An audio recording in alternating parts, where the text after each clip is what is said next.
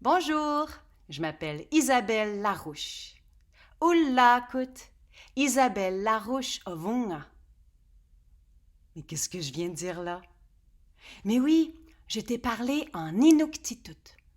L'Inuktitut, c'est la langue que les personnes qui habitent dans le Grand Nord, soit le nord du Québec, une région qu'on appelle le Nunavik, ou même dans la région du Nunavut au nord du Canada jusqu'en Alaska, toutes les personnes qui habitent ces régions froides sont les Inuits et tous les jours, ils se parlent en Inuktitut. Tu sais que le mois de juin, c'est le mois de la littérature autochtone. Et moi, j'ai beaucoup voyagé dans les villages autochtones. Et aujourd'hui, je vais te raconter une histoire que j'ai écrite et qui s'est passée pour de vrai. Alors, l'histoire s'appelle Une coccinelle au Nunavik. Le Nunavik, c'est la région au nord du Québec. Attends une minute. Est-ce qu'il y a des coccinelles dans le nord du Québec, là où il fait froid presque toujours? Là où on peut trouver des ours polaires, des phoques, des belugas, des loups arctiques, des morses. Ah, je suis sûre que tu peux trouver d'autres animaux qui habitent dans le Grand Nord. Mais penses-tu que les mignonnes petites coccinelles pourraient habiter là-bas? C'est ce qu'on va voir dans l'histoire. Moi, j'ai fait les mots et j'ai demandé à mon amie Christine Siwi-Wawanolo d'en faire les illustrations. Et pour traduire en Inuktitut, tu vois les drôles de lettres ici, j'ai demandé à mon amie Sala Padlayat, une coccinelle au Nunavik. Il y a très longtemps, j'étais professeure dans un village du Nunavik. Regarde, ça c'est la carte du Québec. Nous, on habite plus vers le sud ici, dans la région de Montréal. Et pour y aller, je ne pouvais pas y aller en auto à mon école. Il a fallu que je déménage là-bas parce que c'était un très, très long voyage. La seule façon de s'y rendre, c'est de prendre l'avion. Et j'ai monté jusqu'au nord ici, dans un gros village qui s'appelle Kuujjuaq. Et à Kuujjuaq, j'ai changé d'avion, un avion tout petit, de Air Inuit. Et là, j'ai volé le long de la côte pour arriver ici, dans le petit village, qui s'appelle, tu vois, c'est plus gros ici, Kangersualurtjuaq. Est-ce que t'es capable de dire ça, toi? Attends, on va le dire en petite bouchée. Kangersualurtjuaq. Kangersualurtjuaq. Ça veut dire grande, grande, grande baie. Parce que quand tu es là, à Kangersualurtjuaq, ici c'est la baie d'Ungava, et c'est là où tu as la plus belle vue. C'est là où la baie, elle est la plus large, la plus belle, et où les couchers de soleil sont les plus magnifiques. Quand j'étais là-bas à l'époque, il n'y avait pas d'épicerie dans mon village. Les gens chassaient, allaient à la pêche, il y avait un petit dépanneur, mais sinon, il fallait commander toute la nourriture au sud. Et moi, je voulais manger des beaux fruits, des beaux légumes, et ça pousse pas là-bas, il fait trop froid. Alors, j'écrivais ma liste d'épiceries sur un petit bout de papier que je faisais parvenir jusqu'au sud. Et là, il y avait un monsieur qui recevait ma liste d'épiceries, qui allait acheter tout ce que j'avais besoin et qui plaçait ça dans des boîtes et qui les plaçait sur l'avion. Est-ce que tu penses que les salades, les tomates et les oranges voyageaient comme ça sur l'avion? Ben non. Surtout en mettant des petites tuques. Ça, c'est une tuque inuite. Ça s'appelle un nassac. Attends. Un nassac. Moi aussi, j'en ai un beau nassac. Il y a un gros pompon, hein? Tu sais pourquoi on met des pompons sur les tuques? Les Inuits, ils ont une belle explication pour ça. Tu sais, quand tu vas dehors et qu'il y a de la neige, il y a de la neige qui vient sur le dessus de ta tête. Ça peut devenir toute mouillée, puis là, il fait froid. Mais le pompon, lui, il fait comme un petit balai. Il enlève la neige. C'est une bonne idée, hein? Tu sais, je ne vais pas le garder parce qu'il fait trop chaud aujourd'hui. On continue l'histoire. Donc, Mes laitues, mes tomates, mes oranges, mes céleris, tous mes beaux légumes frais sont arrivés en avion à mon village de Kanyersualurtuak. J'étais toute contente. J'ai mis de l'eau dans l'évier, j'ai fait laver mes fruits, mes légumes. Entre deux feuilles de salade, il y avait une petite voyageuse. Tu devines c'était qui? Elle était couchée sur le dos, elle flottait, les 6 petites pattes en l'air, et elle avait l'air de crier « Au secours !» La petite coccinelle était restée coincée entre deux feuilles de laitue. Elle était un peu engourdie par le voyage, mais bien vivante. Et je lui ai tendu une branche de céleri pour la sauver. Elle s'est agrippée. Ensuite, je l'ai déposée dans le creux de ma main pour qu'elle puisse y sécher ses ailes. Les coccinelles peuvent ouvrir leurs élytres et on voit leurs ailes. Et là, j'ai réfléchi. Mes élèves à l'école de Kanyersualurtuak, peut-être qu'ils n'ont jamais vu ça, des coccinelles. Toi, est-ce que tu penses qu'il y a des belles coccinelles comme ça au Nunavik? Est-ce que tu penses qu'il y a des insectes au Nunavik? Est-ce qu'il y a des bibites au Nunavik? Bien, on a dit tout à l'heure qu'il y a toutes sortes de gros animaux qui aiment le froid. Mais ça ne veut pas dire qu'il n'y a pas d'été au Nunavik. L'été, il est là, mais il est très court. Et quand c'est l'été, il y a toutes sortes de bébites qui apparaissent. Tu peux voir des maringouins. Ça pique. Tu peux voir des mouches noires. Il y en a beaucoup. Tu peux voir des bourdons. Parce que tu sais, pendant l'été, il y a plein de petites fleurs dans la toundra. C'est comme ça qu'on appelle la nature dans le Grand Nord. Et dans la toundra qui se recouvre de fleurs, eh bien, les bourdons travaillent très très fort pour que les fleurs deviennent plus tard des petits fruits. On a des scarabées, il y a des mouches comme celles que tu peux retrouver dans ta cuisine. Il y a des papillons de jour qui sont plus colorés, des papillons de nuit, des araignées. Est-ce que j'en ai oublié? Il y a des fourmis aussi, il y a tout. Mais, est-ce que tu vois une coccinelle? C'est alors que j'ai eu une idée. Je me suis dit, je vais prendre la petite coccinelle, je vais la mettre dans une boîte, je vais l'apporter en classe et mes élèves ils vont pouvoir faire sa connaissance. Oh, la petite coccinelle, tu sais comment ça fait? Dans la classe, elle s'est mise à se promener sur le bras d'un de mes élèves. Oups, elle s'est mise à aller sur l'épaule d'une autre élève. Hop, elle s'est envolée, elle est allée sur le genou d'un élève. Et même sur le nez de la directrice. Mais mes élèves, quand ils ont vu la coccinelle, comme ils n'avaient jamais vu ça avant, ils ont comparé avec des choses qu'ils connaissaient déjà.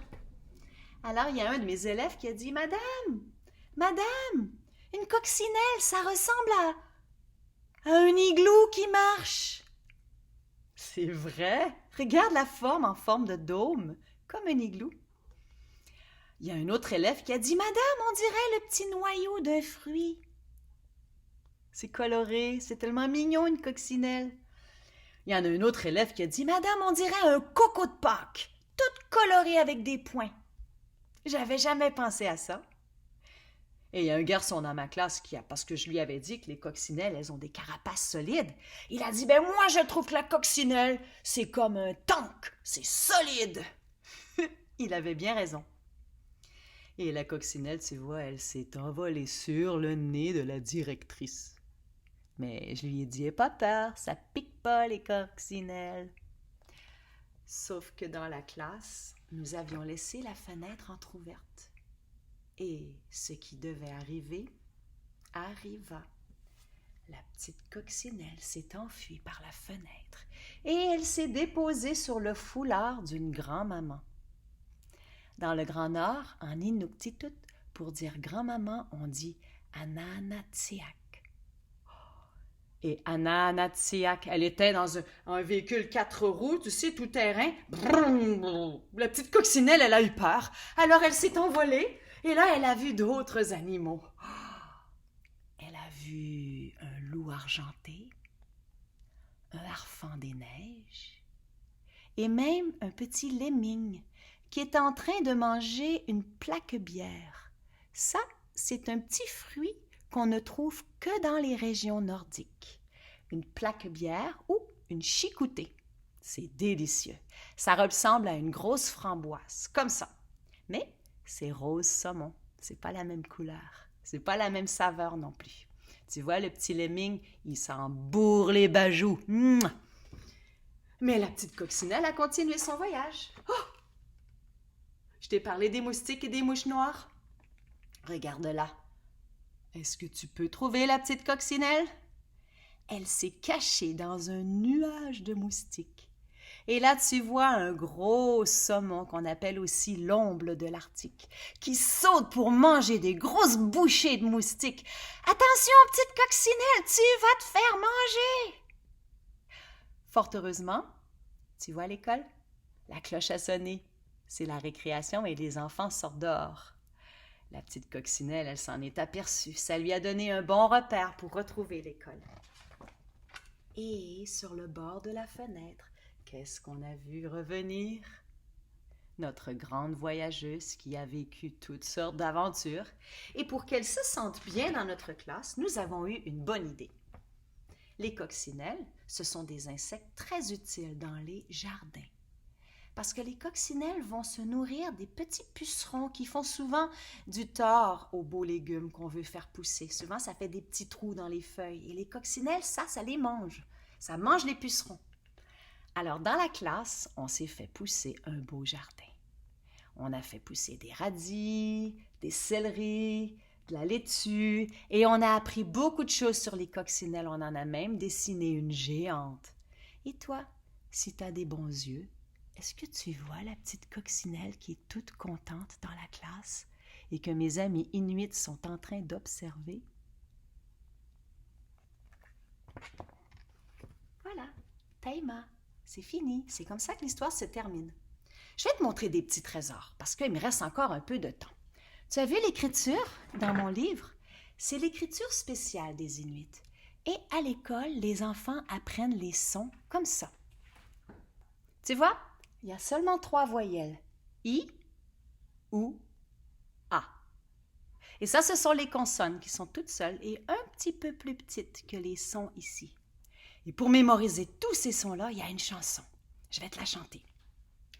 Apataka kamana salayavara hanga uputuku gumuno solo yovoro hongo ipitiki gimini seleyevere ringi inutito tralini honga. Et aussi, je vais te montrer d'autres trésors. Tu sais, attends. On utilise souvent une sorte de pierre spéciale là-bas. Les messieurs, les madames, qui sont des grands artistes, utilisent la pierre qu'ils vont sculpter. Et regarde, ça c'est une sculpture inuite. C'est une maman et son manteau, il est très spécial. Il a une poche dans le dos. Et dans la poche, il y a son petit bébé qui se cache. C'est comme la poussette, mais c'est dans le manteau. Et là, tu vois, elle est en train de dire au grand frère, « Viens-t'en, on va aller manger! » Je vais te montrer un autre trésor. Ça, c'est un couteau spécial que les Inuits utilisent. On appelle ça un houlou. C'est un couteau qui est utilisé pour couper la viande, pour couper les fourrures quand on veut faire des beaux manteaux. C'est un beau couteau, mais attention, c'est très coupant.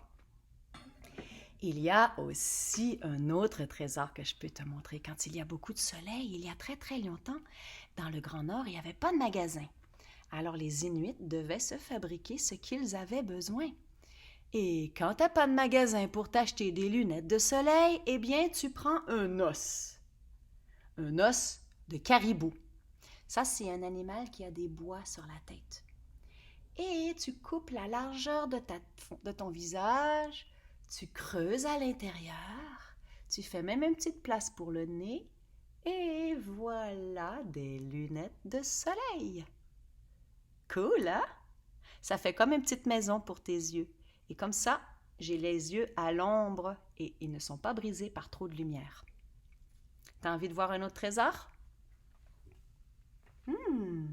Ça, ce sont des fourrures. Oh, aujourd'hui, il fait très chaud.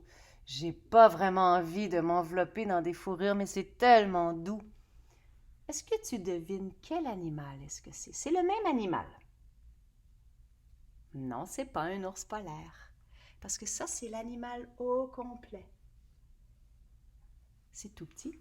C'est un animal qui saute. C'est un lièvre arctique. Et ça, c'est le même animal. Mais pourquoi est-ce que la couleur est différente? Pourquoi il est brun ici et que la fourrure est plus mince? Et pourquoi ici, il est blanc et la fourrure est tellement plus épaisse? C'est parce que la nature fait en sorte que le lièvre change de fourrure pendant l'année. Il change de couleur. Sa fourrure est brune pour se camoufler en été. Et elle est plus légère aussi, il fait plus chaud. Et en hiver, elle est blanche parce que dans la neige, on ne le voit pas. Ça lui donne une chance pour se sauver. Un autre trésor, ça c'est un petit jeu. C'est encore un os de caribou, mais quelqu'un a fait des trous dedans. Et on a ajouté une petite corde. Et j'ai pris encore un os de caribou. Tu sais, dans le panache, sur la tête, il y a toutes sortes de petits pics. J'ai pris ça, aiguisé, et tu devines qu'avec... Faut que je réussisse à l'attraper. Tu connais ça, ce jeu-là? Un bilboquet. Hey, je l'ai eu! C'est de la pratique. Tu sais, j'ai écrit d'autres sortes de livres qui se passent dans le Grand Nord. Et peut-être que tu auras la chance de les voir un jour. Danger sur la banquise, ça, je l'ai fait en collaboration avec une classe de 5e, 6e année à Kagnersualurtchewak. Ce sont les élèves qui ont fait les dessins et qui ont raconté l'histoire. C'est magnifique. Et c'est aussi écrit en français et en inuktitut.